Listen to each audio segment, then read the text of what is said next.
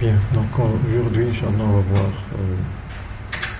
l'OSPF à zone multiple, donc multi-area OSPF. Donc jusqu'à présent, donc, on a vu les principes de fonctionnement de l'OSPF. Donc on a pu aussi configurer l'OSPF à zone unique.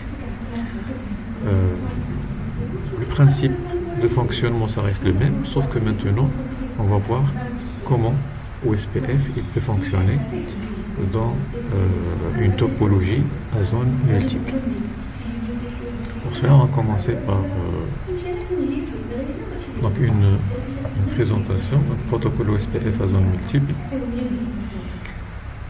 Donc l'objectif, c'est bien sûr, c'est de comprendre le fonctionnement du protocole OSPF à zone multiple.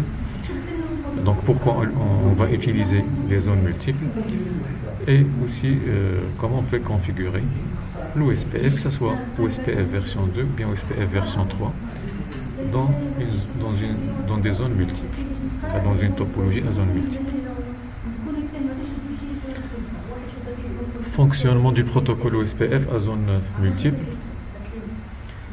Maintenant, c'est quoi le problème? Donc normalement, pour passer à zone unique, zone multiple, donc il doit y avoir normalement un problème. Donc on va trouver une solution au problème engendré par une configuration à zone unique. Parmi les problèmes qui sont liés au protocole OSPF avec une zone unique, ici c'est on peut avoir ce qu'on appelle des tables de routage importantes. Donc en général, plus la zone est plus grande, plus la table de routage est plus grande. Vous avez une grande zone, quand on parle d'une grande zone, c'est-à-dire on a plusieurs routeurs, on a plusieurs routes dans la même zone. Donc on sait que dans l'OSPF, il y a partage, c'est-à-dire chaque routeur il va pouvoir envoyer ses états des liens, donc les LSA avec la base de données d'état des liens, et par la suite, chaque routeur va calculer pour créer sa table de routage. Donc si on a plusieurs routeurs dans la même zone, chaque routeur il aura donc, une grande table de routage. Donc une table de routage plus grande, il va nécessiter en général plus de mémoire. Il va prendre plus de temps pour effectuer les recherches de route. On sait que dans une table de routage, le routeur va faire une recherche séquentiellement, c'est-à-dire ligne après ligne par ligne, du haut vers le bas. D'accord? L'accès à une table de routage, il est séquentiel. C'est pour cela que si vous avez une grande table de routage, c'est-à-dire plusieurs lignes dans la table de routage, déjà il va consommer beaucoup plus de RAM, de mémoire, RAM du routeur. Et deux, le routeur va mettre plus de temps pour rechercher une ligne ou une route dans cette table de routage. Donc ça, c'est parmi les problèmes. Quand on dit table de routage importante, bien sûr, avec OSPF, la table de routage, déjà, il a été dérivé de la base de données d'état des liens. Donc vous avez une grande base de données d'état des liens. Chaque routeur, il va exécuter l'OSPF, plutôt l'algorithme SPF, pour alimenter sa table de routage. D'accord? C'est pour cela que on a une table de routage importante. Bien sûr, il a été dérivé d'une grande base de données d'état des liens. Donc on va trouver aussi que chaque routeur, il a une grande base de données d'état des liens. Et bien sûr, ce qui cause un grand problème, c'est le calcul fréquent de l'algorithme SPF. Donc chaque changement de topologie dans une zone, il va obliger chaque routeur à réexécuter son algorithme SPF, et ni pour reconstruire l'arborescence SPF, et par la suite pour créer sa table de routage. Donc à chaque changement, chaque routeur il va faire ça. D'accord? Donc si, je ne sais pas, vous avez ici un exemple, on a le LAN, il est là.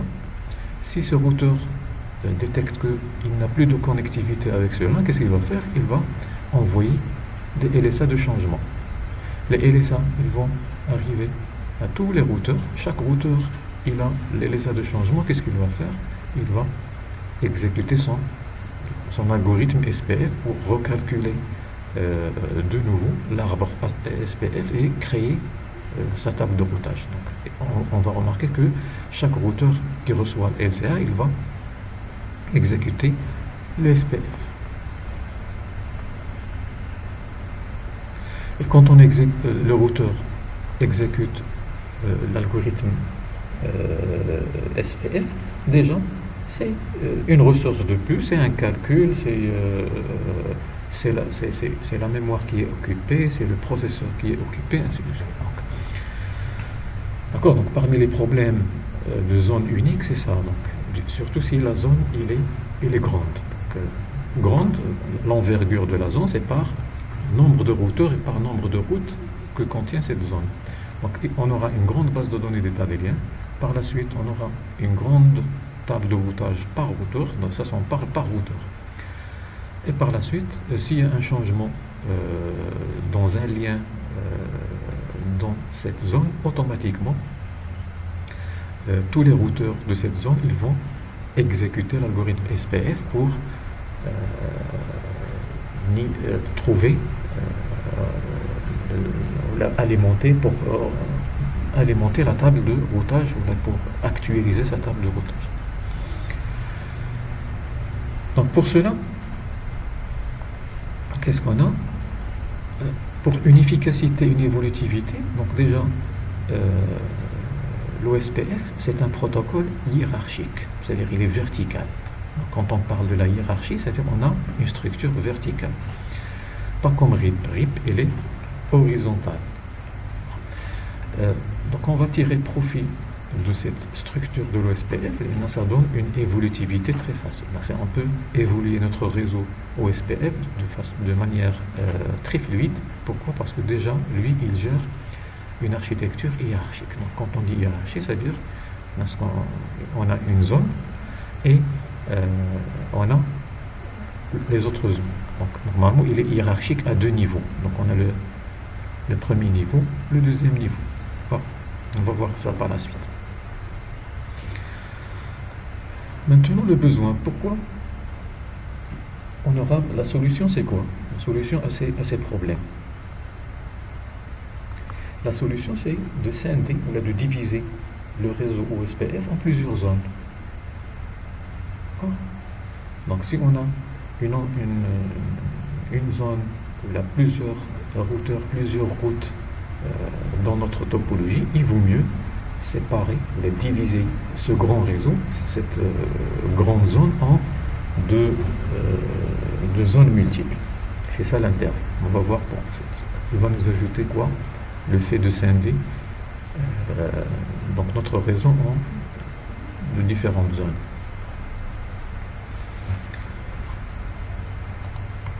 Voilà, donc remarquez maintenant la même topologie, c'est on la divise en zones, donc ce qu'on appelle area. Donc le protocole OSPF à zone multiple, donc une grande zone OSPF, il sera divisé en plus petites zones.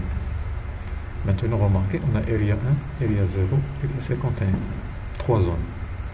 Normalement, Cisco, il recommande dans une seule zone entre 50 et 70 routeurs. Bon. Pas plus. Donc, il vaut mieux, il y a une performance dans une zone, maximum 50 ou bien 70 routeurs. Bien sûr, si vous avez, comme j'ai dit, les grandes entreprises, ou même les fournisseurs de services, les fournisseurs d'accès Internet, parfois ils ont des centaines de routeurs.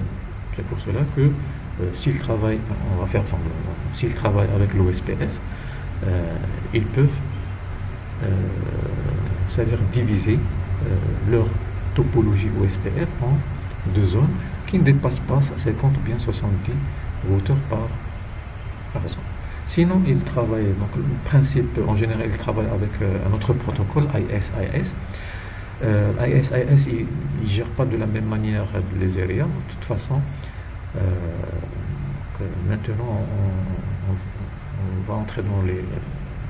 c'est-à-dire étudier l'OSPF, donc pas IS-IS. Donc réduit la charge de traitement et les mémoires requises. Déjà, le principe c'est quoi? Maintenant, si on a donc un routeur qui a découvert un changement, par exemple ce LAN il est tombé en panne, qu'est-ce qu'il va faire? Il va avertir avec des LSA de changement les voisins. Chaque voisin la même chose, il va avertir son voisin. Mais regardez, ce routeur, il est particulier. Donc pourquoi? Parce que déjà, il a une interface dans l'area 1 et il a une interface dans l'area 0. Donc on va en revenir par la suite. De toute façon, maintenant, c'est un routeur particulier. Ce routeur particulier qui fait l'interférence, ou qui fait l'interface entre deux zones, il ne va pas laisser le LSA traverser l'autre area. Donc si le LSA ne traverse pas, c'est-à-dire ne va pas dans l'autre area, qu'est-ce qu'on va avoir? Seulement les routeurs qui sont à l'intérieur de la même area qui vont exécuter le protocole, l'algorithme SPF. Donc quand un changement de topologie il est détecté dans une zone, seulement les routeurs qui sont dans la même zone qui vont recevoir les LSA de changement et qui vont exécuter par la suite leur algorithme SPF. Ces routeurs, par exemple R2 et ces routeurs, même s'il y a un changement dans Area 1, ils ne vont pas recevoir ce changement et par la suite ils ne vont pas exécuter leur protocole, leur algorithme de SPF. Ça ne veut pas dire, donc cette technique, la technique de fait de diviser les zones, le routage se produit toujours. On a toujours le routage. Hein, on ne va pas dire que ça veut dire qu'ils sont isolés, non.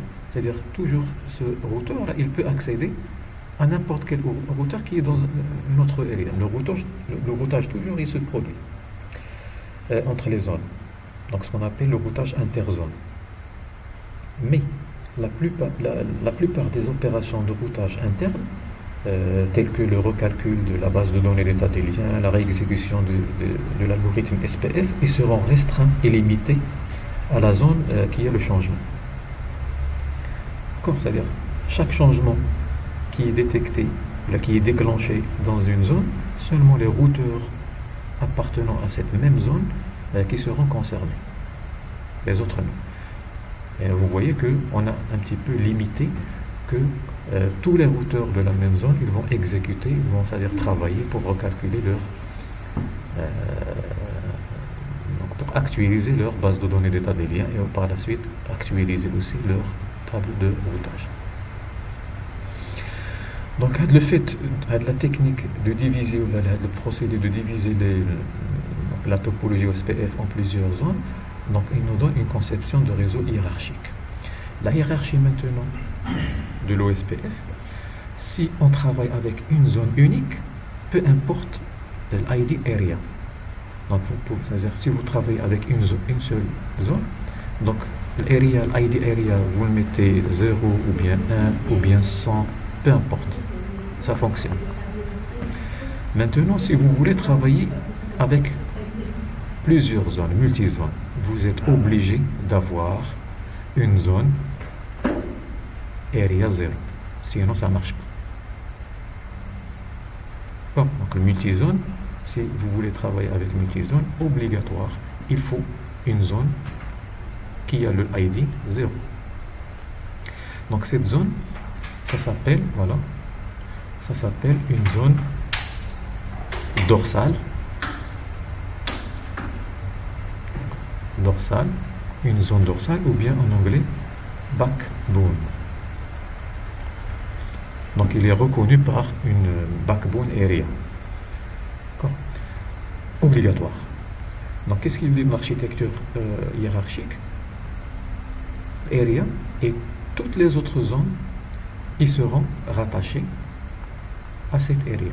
Donc si vous voulez plusieurs zones, toutes les zones par la suite, ils seront rattachés à cette area. Donc l'area, c'est comme si, parfois on l'appelle une zone de transit. La zone de traversée ou la mantaqat al-ubur. C'est-à-dire, toutes les zones, par exemple si j'ai ici 1, ici 2, zone 2, ici 3, ici 4, zone 2,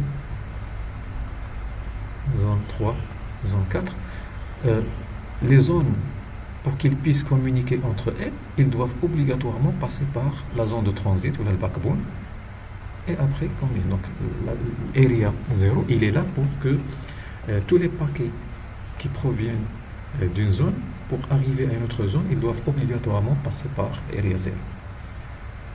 Donc cela veut dire que on ne peut pas avoir une zone normale de transit, c'est-à-dire une zone normale. Par exemple ici, je ne peux pas avoir une zone ici. Il ne peut pas communiquer avec, par exemple, cette zone. Cette zone ne peut pas communiquer avec cette zone en passant par une zone normale. Impossible, non. Sauf si on veut faire, on va voir par la suite, Inch'Allah, la configuration, si on veut faire une configuration de plus. Mais, par défaut, chaque zone normale ne peut pas servir de transit. Seulement l'area 0 dans l'architecture OSPF qui peut servir de zone de transit. C'est-à-dire, pour nous, cette topologie ou l'agencement, il sera faux. En aucun cas, si cette zone il est liée à une zone normale, cette zone normale ne peut pas faire transiter les messages à une autre zone. Même, c'est-à-dire, l'intermédiaire entre zones, on ne peut pas avoir une zone normale intermédiaire entre deux zones. Par contre, on doit trouver une zone backbone intermédiaire entre deux zones normales. Donc c'est ça l'architecture, si vous voulez, hiérarchique ou la verticale. Donc c'est pour cela que une fois on pense à travailler avec une multizone, c'est-à-dire on est rentré dans l'architecture hiérarchique, et l'architecture hiérarchique de l'OSPF, il est à deux niveaux. Obligatoire, il y aura une zone 0 qui est backbone de transit, et toutes les autres zones qui vont être créées par la suite, ils doivent être rattachées la zone. Donc, vous voyez aussi, c'est évolutif. Il y a ce qu'on appelle l'évolutivité. Si vous avez maintenant seulement 3 zones, vous pouvez à tout moment ajouter une quatrième. Cette quatrième, il doit seulement être attaché à la zone 0. Si par la suite, vous voulez ajouter d'autres zones, vous pouvez ajouter, et il faut veiller à ce qu'elle soit rattachée à la zone 0. Et c'est ce qu'on appelle aussi l'évolutivité, c'est-à-dire à tout moment, je peux évoluer mon réseau. Voilà, donc la zone principale est appelée zone fédératrice. Donc, on a dit maintenant, ça dépend de... Donc, zone fédératrice, zone 0, zone backbone, zone de transit, c'est la même chose. Zone dorsale. Hein? D'accord. Là, pourquoi ils l'ont appelé zone fédératrice, backbone? Dorsale, c'est comme l'épine dorsale de la colonne vertébrale. Normalement, il n'y a pas, dans la zone area 0, il n'y a pas les utilisateurs, il n'y a pas les périphériques finaux, les utilisateurs finaux aussi qui travaillent dans. Mais les utilisateurs et les périphériques finaux, il y a dans les zones normales. C'est-à-dire, je peux avoir ici un switch et les utilisateurs, ils sont là. C'est pour cela que la zone 0, normalement, il n'a pas d'ordinateur ou bien de serveur ou bien des périphériques finaux, mais il va servir seulement de transit.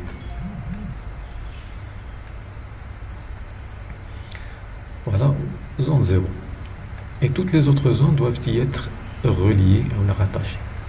Donc, avantage du protocole OSPF à zone multiple, donc on a une réduction de la table. Donc maintenant, les solutions. Donc, on a vu les problèmes qui sont causés par si vous avez une grande zone. Maintenant, une fois on sépare en petites zones, on a en quelque sorte remédié au problème de zone unique. Donc on a une réduction de la table, des tailles de la table de routage, bien sûr la taille aussi de la base de données d'état des liens. Donc on aura moins d'entrées dans la table de routage, et si on a moins d'entrées dans la table de routage, ça ne va pas prendre beaucoup de temps au routeur pour chercher une ligne, puisqu'on a dit l'accès à la table de routage, il est séquentiel par le routeur. Car les adresses réseau peuvent être récapitulées entre zones. La même chose, on a aussi une autre fonction, c'est que si on a plusieurs réseaux qui sont là, donc au lieu que ces routeurs qui sont là mettent dans leur table de routage les réseaux comme ça, donc le routeur qui est là, on a dit il a un rôle spécial, il va envoyer seulement un résumé de ces routes, ce qu'on appelle le récapitulatif des routes. Donc, un résumé, tout simplement. Et au lieu d'avoir plusieurs routes, on va avoir seulement une seule entrée qui va résumer toutes les autres routes. Ça, c'est aussi une option qui est offerte par l'OSPF multizone. Donc, récapituler les réseaux entre les zones. Charge de mise à jour des états des liens réduite. Donc, déjà, on a dit c'est relatif. Si vous avez une base de données grande, vous aurez une table de routage grande. Si vous avez une petite base de données d'état des liens, vous aurez aussi une petite table de routage. L'une, il est dérivé de l'autre. La fréquence de calcul SPF est réduite. Pourquoi? Parce que s'il y a un changement dans une zone, seulement les routeurs qui sont dans cette zone qui seront concernés. C'est-à-dire que l'algorithme SPF, il va se calculer seulement sur le routeur de la zone là où il y a le changement.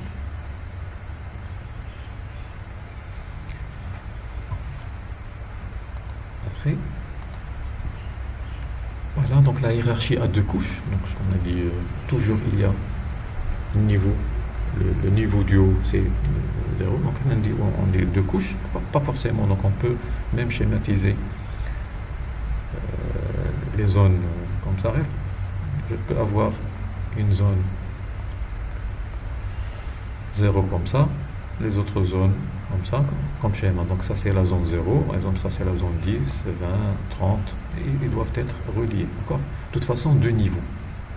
Donc j'ai un niveau ici, et le deuxième niveau là. Si je mets comme ça, c'est-à-dire j'ai une zone comme ça, zone 0, je schématise les autres comme ça. Et vous voyez que c'est toujours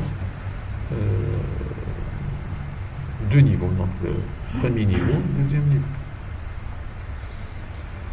Voilà, donc zone 0 fédératrice, zone 1, là où il y a les routeurs, bien sûr, et les utilisateurs, les périphériques. Voilà, la même chose, zone 51. Donc ça reste maintenant un ID. Vous pouvez donner n'importe quel, c'est à vous de gérer l'ID et par contre, obligatoire, 0, sinon ça ne fonctionne pas, l'OSPF en utilisant. Donc je reprends, si vous avez une seule zone, donc vous pouvez choisir n'importe quelle ID zone. Normalement pour les meilleures pratiques, il vaut mieux, même si vous avez une seule zone, nommer la zone 0. Pourquoi? Parce que si jamais vous voulez évoluer votre réseau, déjà votre zone 0, il est là. Voilà, donc parmi les bonnes pratiques que vous pouvez faire. Donc le protocole OSPF à zone multiple est mis en œuvre selon une hiérarchie à deux couches. Zone fédératrice de transit, donc zone OSPF dont la principale fonction est de faire circuler de manière rapide et efficace les paquets IP. Et connecté à d'autres types de zones OSPF, aussi appelées zone 0. C'est pour cela qu'on a dit chaque paquet venant d'une zone, il veut aller dans une autre zone, il doit obligatoirement passer par la zone de transit, la zone fédératrice. Là où l'objectif d'hier. Donc de faire circuler de manière rapide et efficace. Les zones normales. Donc maintenant, on a une zone fédératrice de transit, on a une zone normale, non fédératrice. Les zones normales, c'est toutes les autres zones qui ne sont pas des zones 0.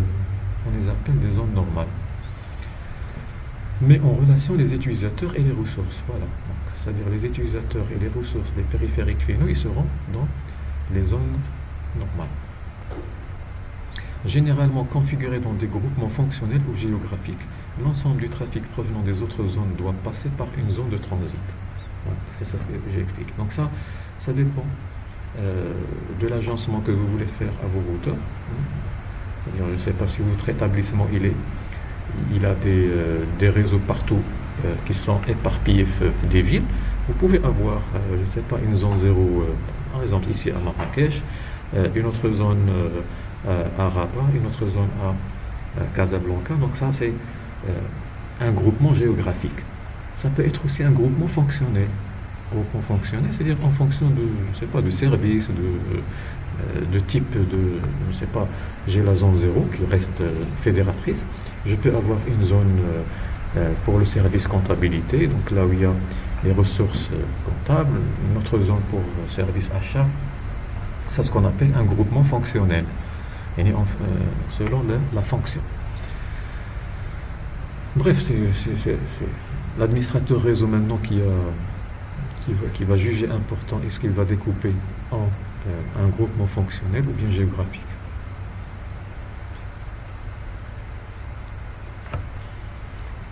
Ensuite, il existe 4 types de routeurs OSPF. Maintenant, une fois on a la hiérarchie, on a OSPF en multi-zone, maintenant chaque routeur, il a un rôle qui va jouer, ou là, il a aussi une fonction, et cette fonction, on va maintenant pour séparer les rôles, là, pour identifier les rôles, chaque routeur il a un nom. Le routeur internal. Les routeurs dans toutes les interfaces se situent dans la même zone. C'est-à-dire, si vous trouvez un routeur, toutes ces interfaces, il appartient à une même zone, ça s'appelle un routeur interne. Il est interne à la zone, comme celui-là. Hein, vous voyez que toutes ces interfaces, ils appartiennent à la zone 51.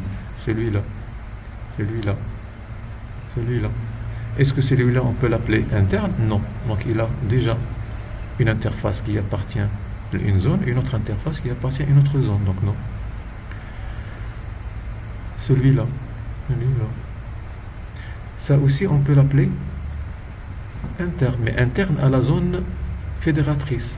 Donc, il a un autre nom, hein, routeur fédérateur. Donc, un routeur fédérateur, c'est un routeur situé dans la zone fédératrice. La zone 0 est définie comme zone fédératrice. Il y a un routeur qui a au moins une interface qui est liée à la zone 0. D'accord? Ça s'appelle un routeur fédérateur. Routeur situé dans la zone fédératrice, donc la zone 0 est définie comme voilà. Donc celui-là, celui-là, celui-là et celui-là. Pourquoi? Parce que celui-là, il a une interface. Celui-là, c'est vrai qu'il a deux interfaces, mais il a une interface qui est liée à la zone fédératrice. Donc, on peut l'appeler un routeur fédéral. Un routeur ABR, Area Border Router. Le routeur ABR, routeur dont les interfaces sont connectées à plusieurs zones. Voilà, si on prend celui-là, j'ai une interface qui appartient à zone 51, une autre interface qui appartient à 0. Donc celui-là est ABR. J'ai un deuxième ABR. Pourquoi? Parce qu'il a déjà deux interfaces, ou plus, ça peut être plus. Ces interfaces, ils appartiennent à des zones différentes. Donc ça s'appelle, donc c'est un routeur de frontière entre deux zones. Un routeur ASBR, Autonomous System Boundary Router. C'est la même chose que l'ABR, sauf que ce ASBR, il est connecté à un réseau non OSPF. L'ABR, il est connecté entre deux zones OSPF. Celui-là est ASBR. Pourquoi? Parce qu'il est lié à Internet, et Internet, ce n'est pas un réseau OSPF. Donc, tout routeur dans une topologie OSPF qui est lié à un réseau non OSPF, ça s'appelle ASBR. Imaginez, vous avez ici un domaine RIP, ou bien un domaine UEGRP, n'importe quel autre protocole. Le routeur qui sera connecté à un routeur qui fait le routage autre que OSPF, on va l'appeler aussi ASBR. Donc, tout simplement, un routeur dont au moins une interface est connectée à un réseau externe. Réseau externe, ça peut être un autre domaine de routage, comme j'ai dit RIP ou bien EIGRP, ou bien externe comme donc Internet. D'accord? Donc j'ai les routeurs internes, les routeurs qui ont toutes leurs interfaces appartenant à la même zone. Fédérateurs, les routeurs qui ont une interface dans la zone fédératrice. Routeur ABR, un routeur qui a minimum deux interfaces appartenant à deux zones différentes. Routeur ASBR, c'est un routeur qui a au moins, ça peut être 2, 3, au moins une interface qui est connectée à un réseau non OSPF. Et là j'ai une remarque. Un routeur peut appartenir à plusieurs catégories, c'est-à-dire comme ici. Ça, il est en même temps interne, il est en même temps fédérateur, un routeur fédérateur, un routeur backbone. Celui-là, il est en même temps ABR et en même temps ASBR. D'accord? Donc c'est pour cela que un routeur, il peut jouer plusieurs rôles, ou il peut appartenir à plusieurs catégories en même temps. D'accord? Donc ça c'est très important de se rappeler de ces noms, parfois.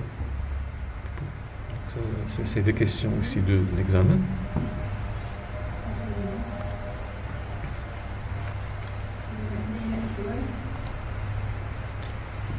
Type de LSA OSPF. Très important, la partie. Les LSA, on a normalement 11 types de LSA, c'est quoi? Donc, quand on a parlé, vous vous rappelez, des LSU. Donc, un routeur,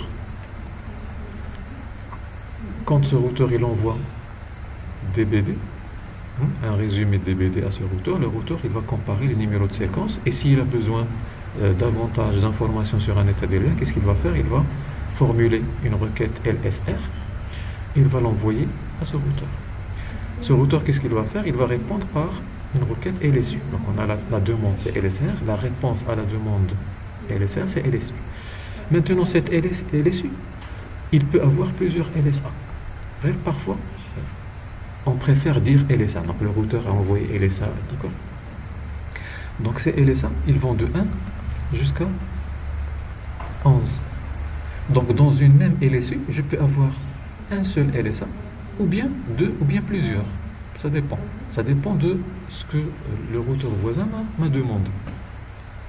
D'accord? Donc de toute façon, c'est ça pour ne pas se perdre dans les termes. Donc j'ai LSU, mais à l'intérieur de LSU, je peux avoir, il y a des LSA. Donc, dans un LSU, il peut être seulement un LSA, ou là deux, ou là plusieurs LSA qui sont envoyés dans LSU.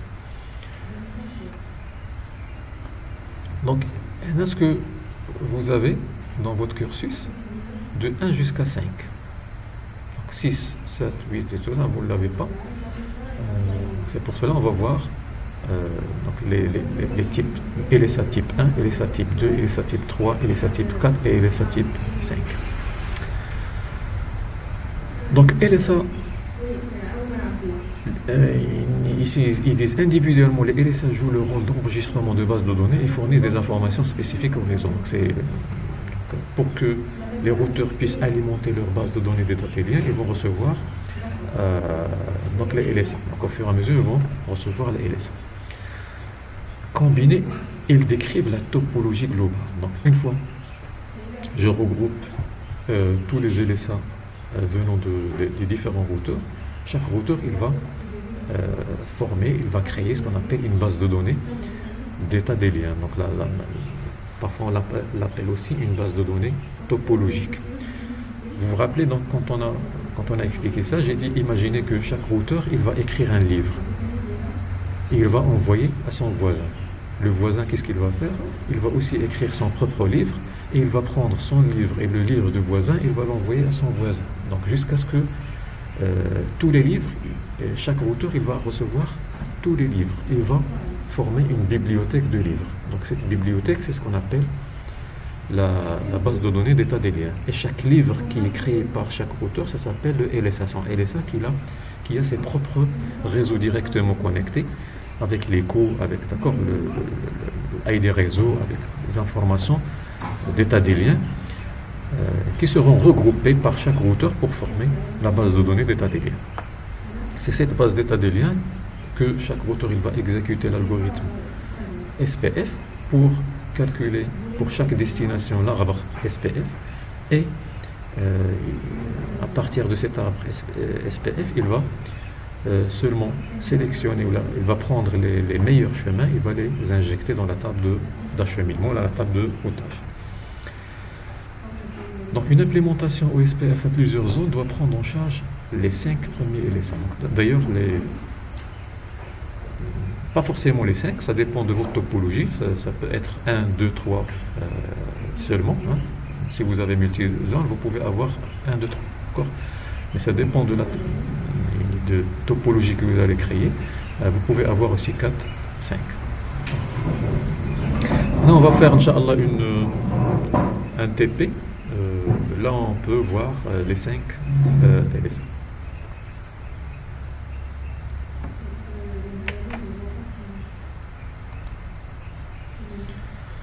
Commençons par le type 1, le LSA OSPF type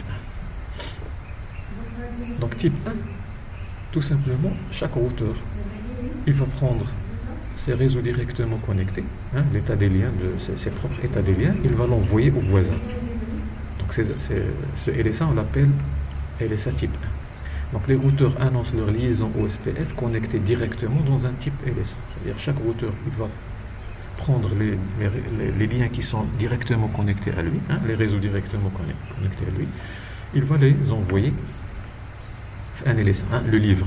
J'ai dit, chaque routeur il va écrire son propre livre, c'est ça. Donc, les LSA type, c'est le livre. Les LSA de type 1 sont également des entrées de liaison du routeur. Hein, les entrées de liaison. Hein, chaque routeur, s'il a des liens, tout simplement, il va prendre les liens et l'envoyer. C'est pour cela que voilà, les LSA, c'est parmi les premiers requêtes LSA qui sont envoyées entre les routeurs OSPF. Les LSA de type 1 sont diffusés uniquement dans la zone depuis laquelle ils ont été émises. Ça veut dire, remarquez ici, on a zone 1. Si dans zone 1 il y a plusieurs routeurs, seulement ces routeurs de la zone 1 qui vont se partager ou qui vont recevoir les LSA des routeurs qui sont dans la même zone. C'est-à-dire ils vont se partager les LSA entre eux. Donc les LSA type 1, ils ne traversent pas le routeur ABR. C'est-à-dire ce routeur ABR, il ne va pas prendre le LSA d'un routeur voisin et l'envoyer à un autre routeur voisin dans une autre zone, puisqu'on a dit l'ABR, il a minimum 2 interfaces dans 2 zones différentes.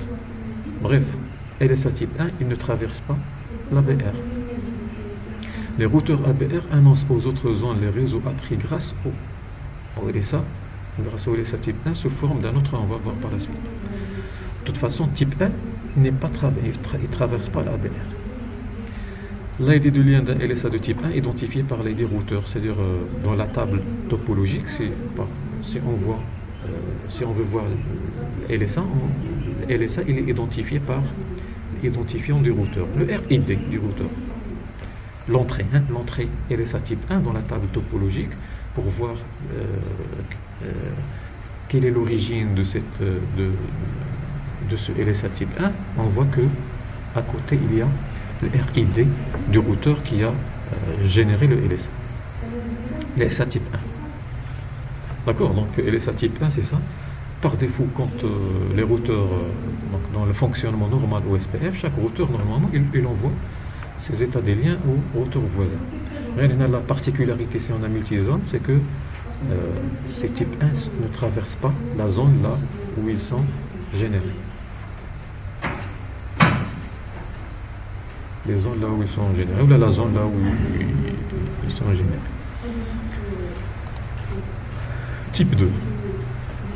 Les LSA de type 2 présentent les caractéristiques normalement suivantes. Type 2, on ne peut pas avoir type 2 si on n'a pas un réseau à accès multiple. Vous vous rappelez de réseau à accès multiple, ou bien vous avez des routeurs qui sont liés par un switch ou bien un hub, ou bien de routeurs qui sont connectés par un câblage accès multiple, genre Ethernet, Fast Ethernet, Giga Ethernet. Donc type 2, c'est spécifique au réseau multiple access.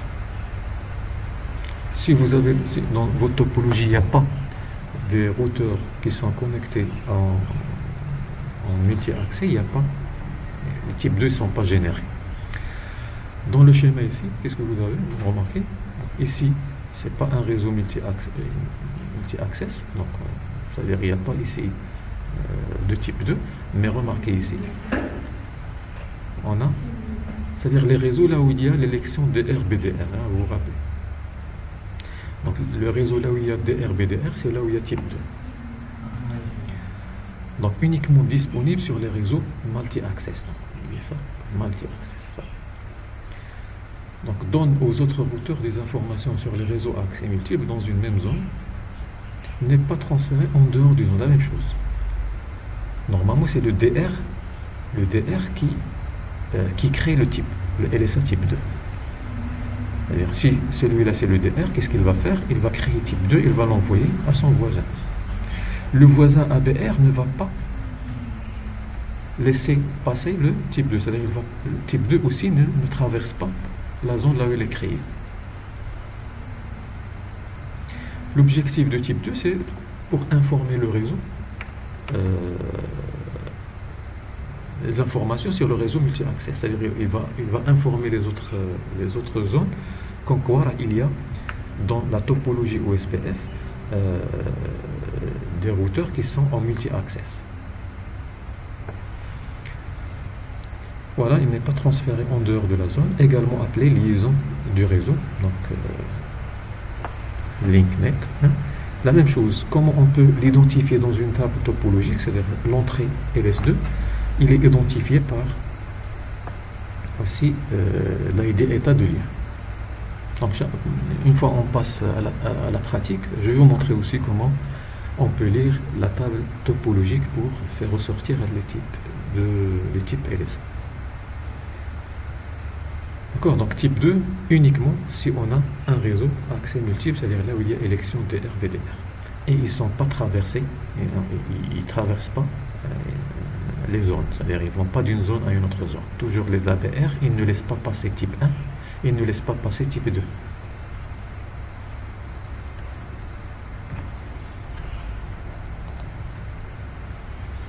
Type 3 maintenant.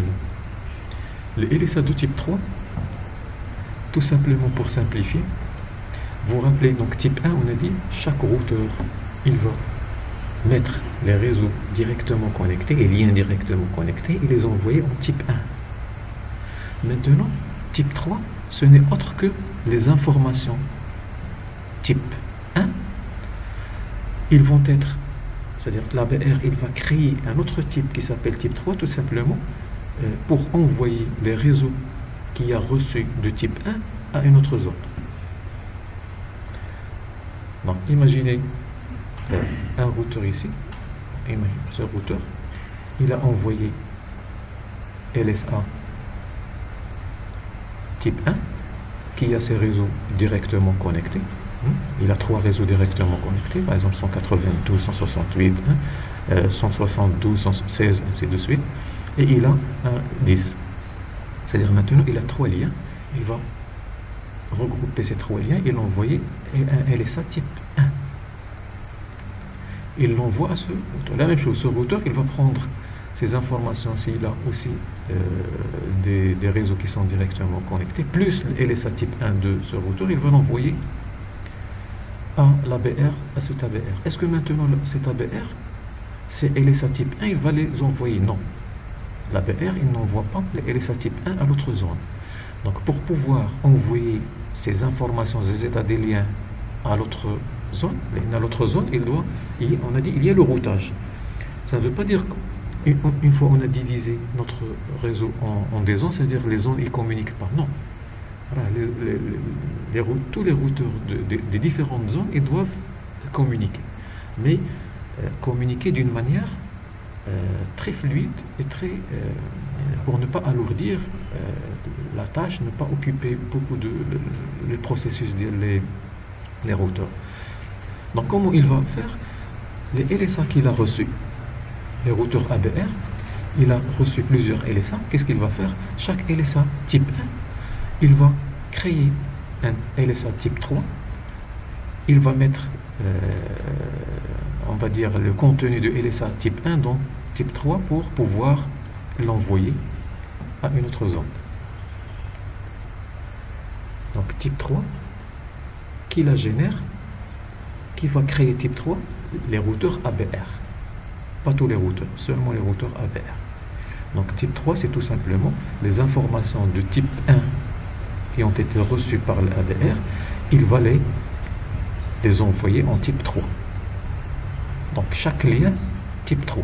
Si, par exemple, cet ABR, il a reçu 10 réseaux, il va créer pour chaque réseau un LSA type 3. D'accord? Pour chaque réseau. Par défaut. ABR, il a reçu donc 10 LSA type 1, type 1. Qu'est-ce qu'il va faire? Il va créer pour chaque LSA un LSA type 3 et l'envoyer à cette zone. La même chose, cet ABR, qu'est-ce qu'il va faire? Il va prendre le LSA type 3 qu'il a reçu de cet ABR, il va l'envoyer à cette zone. Donc les LSA type 3, ils sont envoyés de zone en zone par les ABR. Donc revenons ici. Donc les ABR utilisent ces LSA pour annoncer les réseaux issus d'une autre zone, qui ont été reçus à partir de LSA type 1. Puisque les ABR ne laissent pas passer type 1, qu'est-ce qu'ils vont faire? Ils vont créer leur propre LSA type 3 et mettre dedans les informations type 1 pour pouvoir les injecter dans une autre zone. Le routeur ABR crée un LSA type 3 pour chacun des réseaux OSPF appris. Donc ce qu'on a dit. Donc, chaque LSA, c'est pour un réseau, là, pour des informations. Donc il y a des réseaux qu'il va recevoir. Qu'est-ce qu'il va faire? Il va créer pour chaque réseau un LSA type 3 et l'envoyer dans la zone. Les routeurs ABR diffusent les LSA de type 3 depuis une zone vers l'autre zone. C'est ça le. Celui-là, il va diffuser ici. Celui-là, la même chose, il va diffuser. Pour réduire l'impact d'une inondation dans un important déploiement OSPF de grande taille, la configuration de la récapitulation de route manuelle sur le routeur ABR est recommandée. Maintenant, ce qui est recommandé. Si vous avez plusieurs, donc j'ai dit, imaginez, ce routeur, il a 500 routes. Et il a vu qu'il peut résumer, c'est-à-dire, je ne sais pas, imaginez que il a trouvé que c'est possible, l'administrateur il a trouvé que c'est possible que je peux résumer 100 routes ensemble, résumer 100 routes ensemble, et par la suite résumer 300 routes ensemble. Donc comme j'ai dit, résumer 100 routes, c'est-à-dire 100 routes, au lieu d'avoir 100 routes dans la table de routage, je vais uniquement avoir une seule route, c'est ça. Donc résumer 100 routes, ça veut dire le résultat c'est une seule route. Maintenant imaginez ce routeur, au lieu d'avoir un LSA type 3 pour chaque réseau, il aura 500 LSA type 3. C'est trop, hein? Donc qu'est-ce qu'ils ont dit?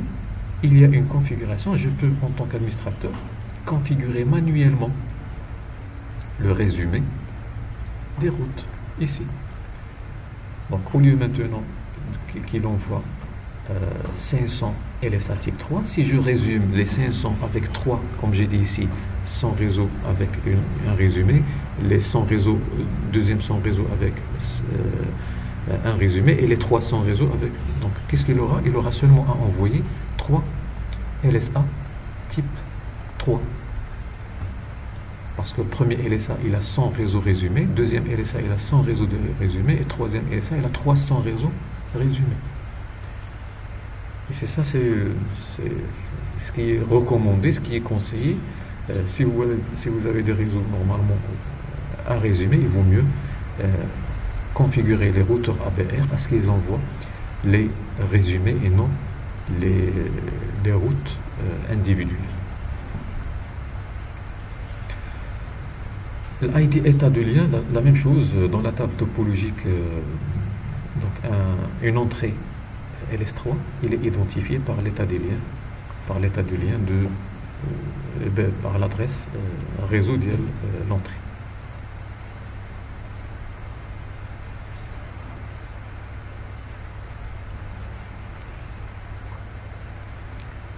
Type 4,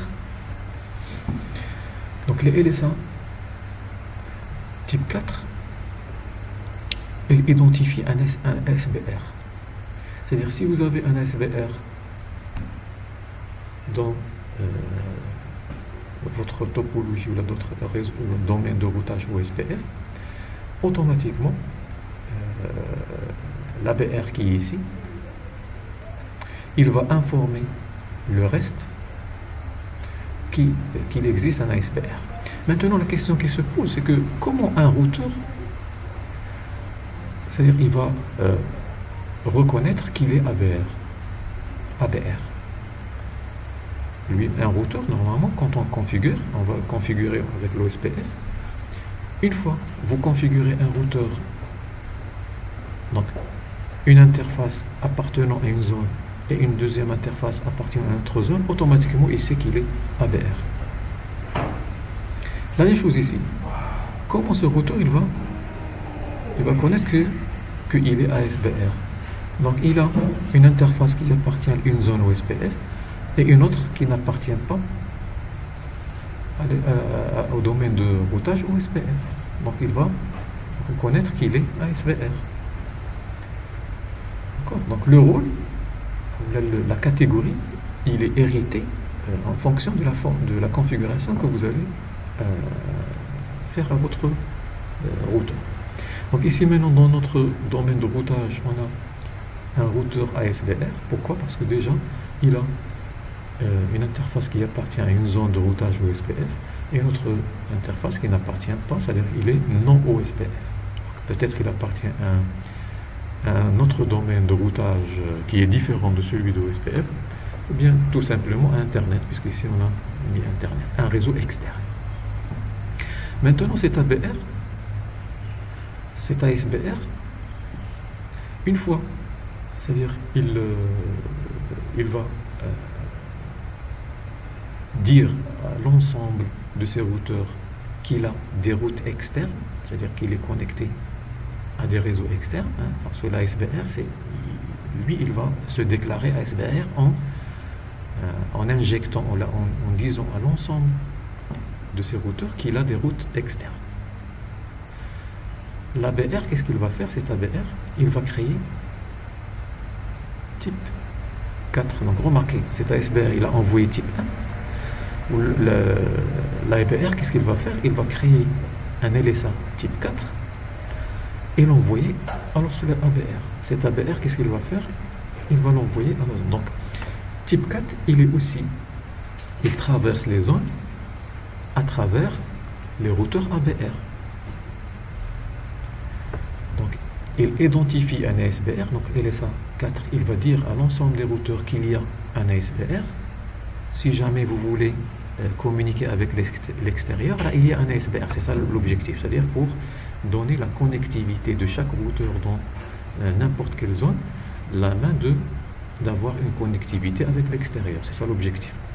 Donc, pour que les routeurs éloignés de l'ASBR sachent qu'il y a un ASBR, c'est le type 4 qui va informer le reste. C'est-à-dire, le premier routeur qui est dans la zone là où il y a l'ASBR, il va créer type 4, il va l'envoyer à l'autre ABR. L'ABR, qu'est-ce qu'il va faire? La même chose, il va l'envoyer. Comme ça, tous les routeurs, ils auront une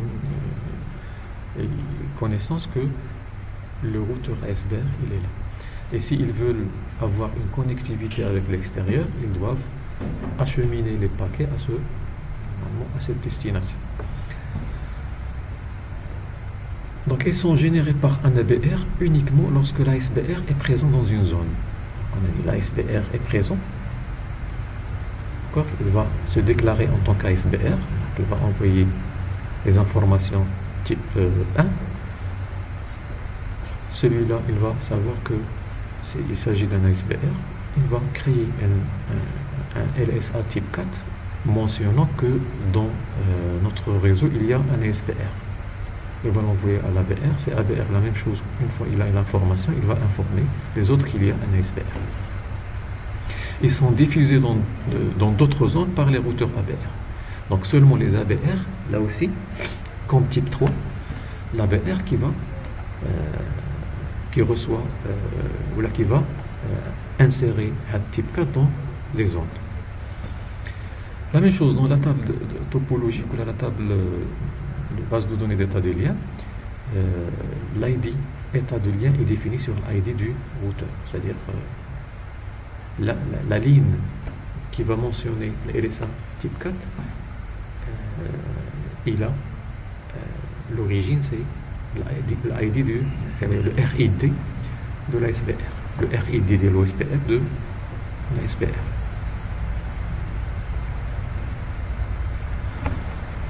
Et enfin, donc type 5, les LSA de type 5 présentent les caractéristiques suivantes. Donc il annonce les routes externes également appelées LSA externes. Maintenant ce routeur ASBR, il a des routes externes, que ce soit des routes RIP, des routes EIGRP, des routes, je ne sais pas, sur Internet. Bref, une fois, il va annoncer ces routes, c'est-à-dire il va dire à l'ensemble que j'ai des routes externes. Automatiquement, il va le dire il va créer un type de LSA qui s'appelle 5. Donc l'ASBR, quand il va créer un type de LSA S5, c'est-à-dire ce type de LSA S5, qu'est-ce qu'il a dedans? Et qu'est-ce qu'il y a dedans? Il y a seulement les réseaux externes. C'est-à-dire il veut informer le reste des routeurs comme quoi il a des réseaux externes. Si jamais quelqu'un veut accéder à ces réseaux externes, voilà, il peut me contacter. Donc ils sont émises par le routeur ASBR et diffusées dans tout le domaine de routage. L'ID état des liens correspond à ce numéro et le réseau externe, c'est-à-dire les réseaux externes dans la table de routage pour lire les entrées type LSA, ils sont identifiés par les réseaux externes. Je ne sais pas, par exemple, j'ai un réseau externe 12.0.0.0. Donc ce routeur, il va créer un type 5, il va dire voilà, là j'ai un réseau externe 12.0.0.0. Il va l'envoyer à tous les routeurs. Donc c'est-à-dire chaque routeur ABR là aussi, une fois il reçoit, il va l'envoyer à sa zone. À un moment donné, je vais trouver que ce routeur qui est vraiment éloigné à l'ASBR, il a une information dans sa table de routage 12.0.0. Donc c'est-à-dire pour accéder à 12.0.0, il va pouvoir accéder comme ça jusqu'à ce qu'il arrive à SBR. Et une fois qu'il arrive à SBR, il peut acheminer son paquet vers le réseau 12.12. Donc vous voyez, donc il n'y a pas de route par défaut, il n'y a rien. Donc tout simplement avec ces LSA, ces types, par exemple type 5, je peux facilement, à partir d'un autre routeur qui est éloigné au routeur ASBR, de pouvoir sortir ou là d'accéder ou là d'avoir une connectivité avec des réseaux externes.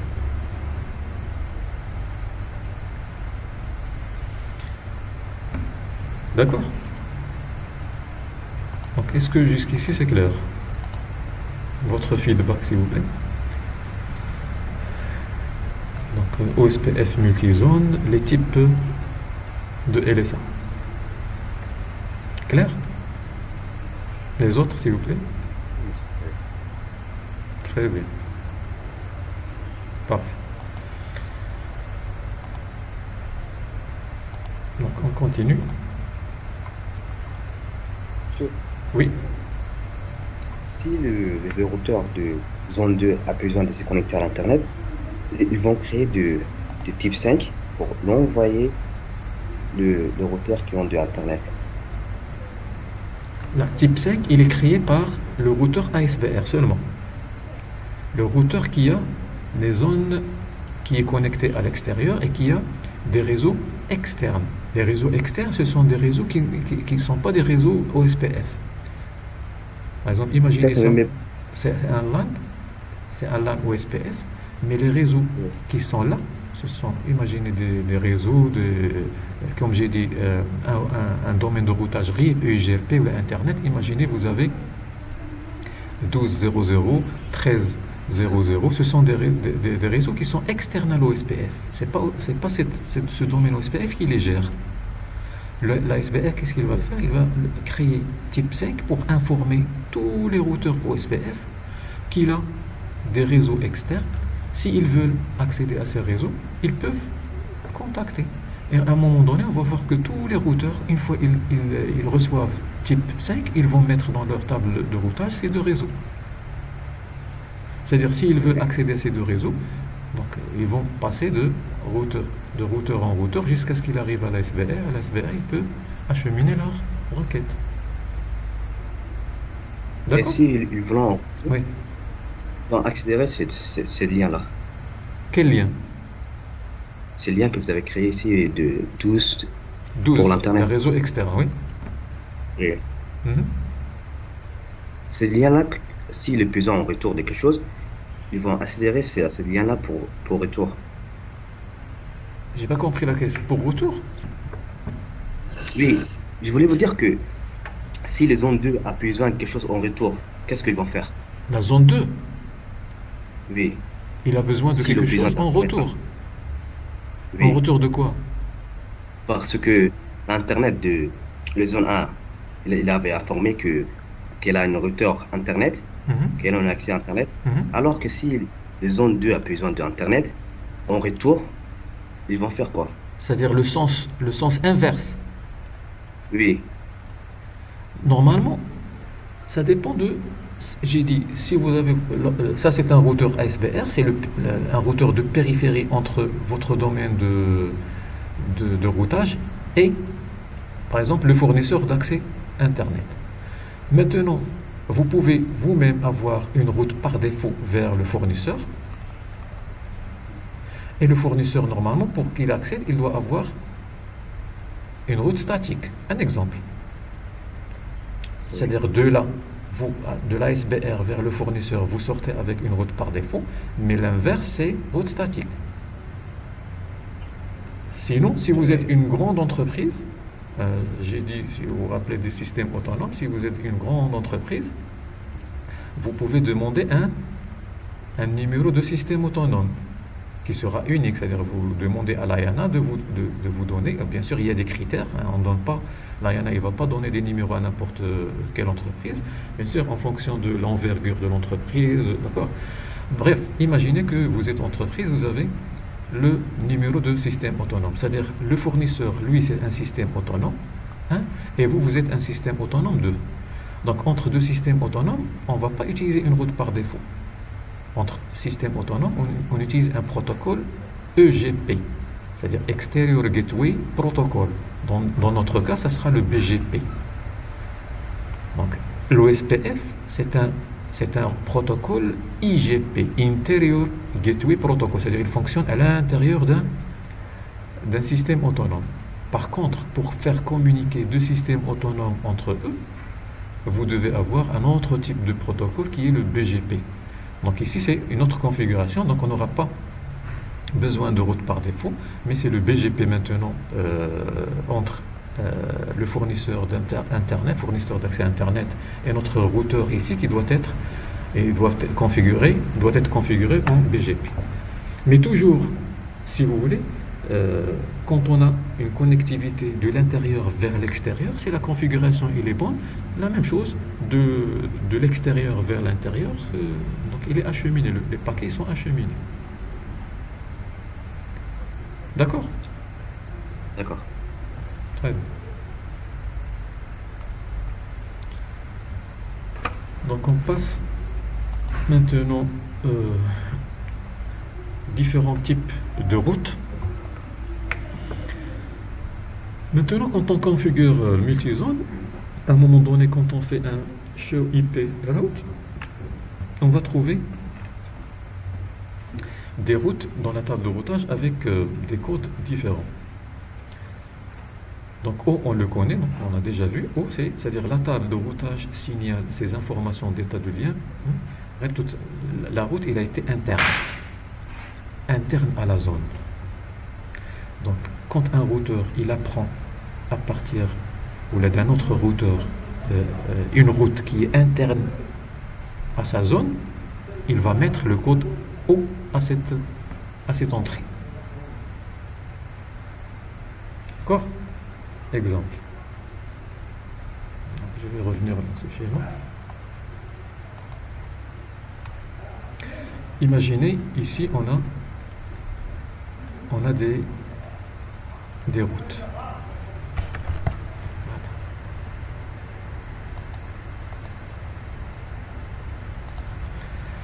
Ce routeur, il a des LAN. LAN 1, LAN 2. Donc, quand ce routeur, il va prendre les réseaux directement connectés, il l'envoie ici. À un moment donné, ce routeur, après qu'il rassemble la base de données d'état des liens, il va exécuter son SPF et par la suite, il va créer sa table de routage. Dans cette table de routage, qu'est-ce que je vais trouver? Je vais trouver LAN 1, sans faire les ID réseaux, les adresses réseau, LAN 1, LAN 2, mais ce routeur, une fois qu'il reçoit LAN 1 et LAN 2, il va mettre à côté O. Ça veut dire que ce sont des routes qui appartiennent à la même zone là où je suis. Donc O, ça veut dire que ce sont des routes appartenant à la zone elle-même, à la zone interne. Ce sont des routes internes à la zone. La même chose, si celui-là il a des routes, quand il va l'envoyer LAN 4 et LAN 5, quand il va envoyer la mise à jour de routage ici, ce routeur, qu'est-ce qu'il va faire? Il va mettre LAN 4 et LAN 5 avec le code O. Pourquoi? Parce que la même chose, ce sont des routes internes à leur zone. Maintenant, il y a d'autres codes. J'ai le code de l'entrée de la table de routage OIA.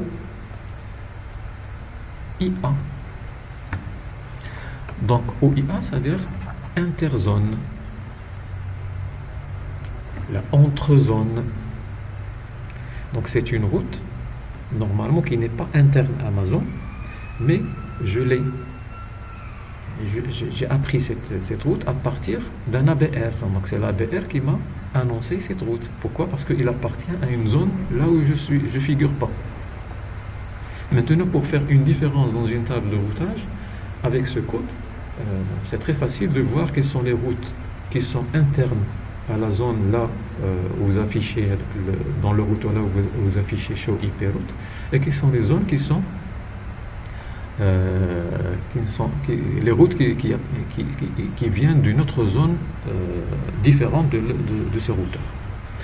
Donc tout simplement, OIA, ou bien c'est une zone, c'est une route qui vient, je vais revenir au même schéma, c'est une route, donc, par exemple le réseau LAN ici, quand il sera informé, celui-là, ce routeur il va prendre ces réseaux connectés, plus LAN 1, il va l'envoyer. Donc j'ai dit type 1, l'ABR, il ne va pas la faire passer à notre zone, il va créer pour cela type 3. Donc type 3, c'est tout simplement, une fois il envoie type 3, ce routeur, il va créer OIA. Donc type 3, c'est quand je reçois un LSA type 3 à partir de lequel je vais créer une table, une entrée dans la table de routage, je mentionne le code OI3. Bref, OI3, c'est-à-dire c'est une route qui provient d'une autre zone différente de la zone là où j'appartiens.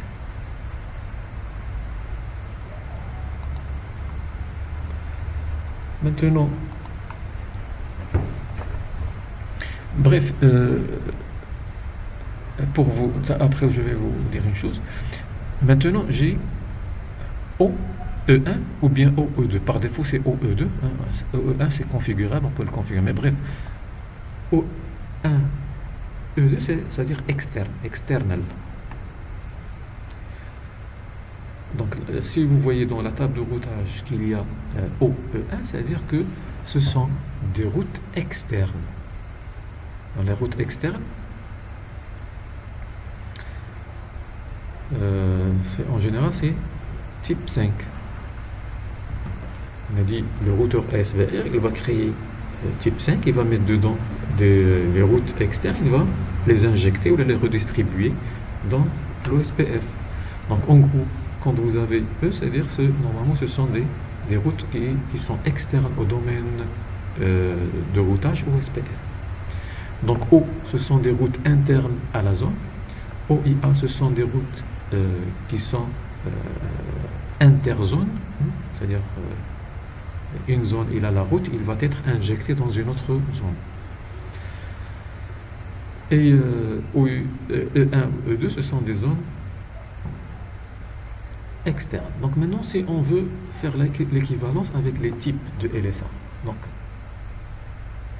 la mention O, c'est pour tous les liens ou toutes les routes qui viennent dans LSA type 1, type 2. Donc type 1 ou type 2, quand ils seront mis dans la table de routage, ils vont être mis avec le code O. Maintenant, OIA, c'est-à-dire OSPF Inter Area. C'est type 3, type 4. Donc, les LSA type 3 et type 4, une fois qu'ils sont reçus par un routeur, ils vont générer une entrée dans la table de routage avec le code OIA. Bon, si vous voulez, type 3 et type 4, ils sont envoyés par l'ABR. Donc, toute chose qui est envoyée par l'ABR, il va créer une entrée qui est OIA.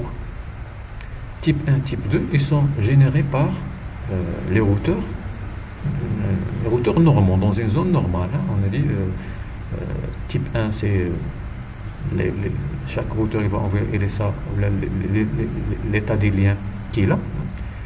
Au type 2, s'il y a un DR-BDR, la même chose dans la même zone.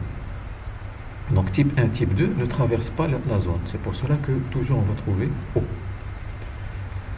Maintenant, pour externe, ça c'est type 5. Et pour faire l'équivalence entre le code qui sera mis dans la table de routage avec le type de LSA. Donc, une fois que je reçois un type de LSA, les informations qui sont dans le type LSA, ils vont engendrer une entrée dans la table de routage avec un code bien spécial. D'accord?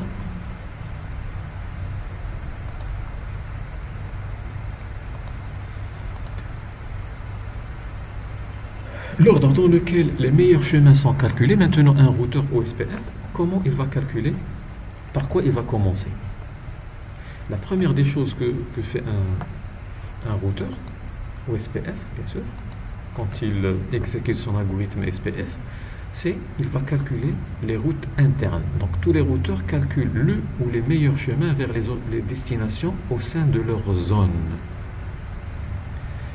Hein? Là, il y a le O. Là où il y a le O, c'est-à-dire c'est la première des choses, un routeur OSPF, il commence par d'abord créer les meilleures routes vers les destinations qui sont dans la même zone, hein, qui sont avec lui. Et on a dit c'est type 1 ou bien type 2.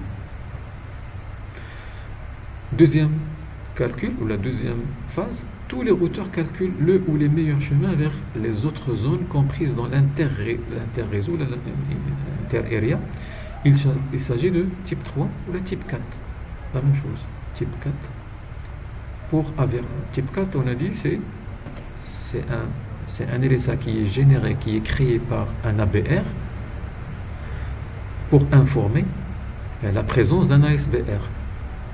Type 4, c'est tout simplement pour dire à l'ensemble des routeurs dans les différentes zones qu'il y a un ASBR.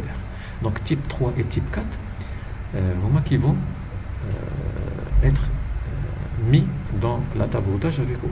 Donc deuxième, ça c'est la première phase de calcul. Une fois il finit avec ce calcul, il passe deuxième pour voir s'il y a des routes inter-zones. Et en dernier, externe. La dernière des choses, c'est tous les routeurs, ils vont calculer les meilleurs chemins vers les destinations d'un autre système autonome, là d'un autre domaine de routage, ou là d'un autre domaine non OSPF, type 5. Par ordre, d'accord? Chaque routeur OSPF, c'est ça l'ordre de calcul. Donc, 1, c'est les routes internes à la zone. 2, c'est les routes inter-zones, c'est-à-dire les routes de l'autre zone, ou là des autres zones différentes de la zone là où il appartient. Et 3, il calcule les meilleurs chemins vers les routes externes qui ont été normalement livrées par l'ASBR.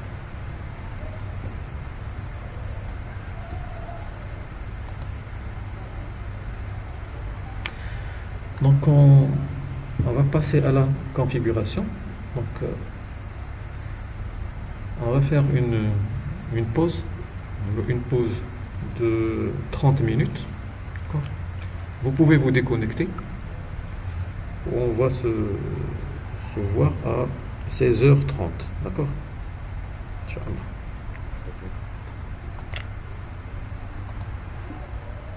C'est bon?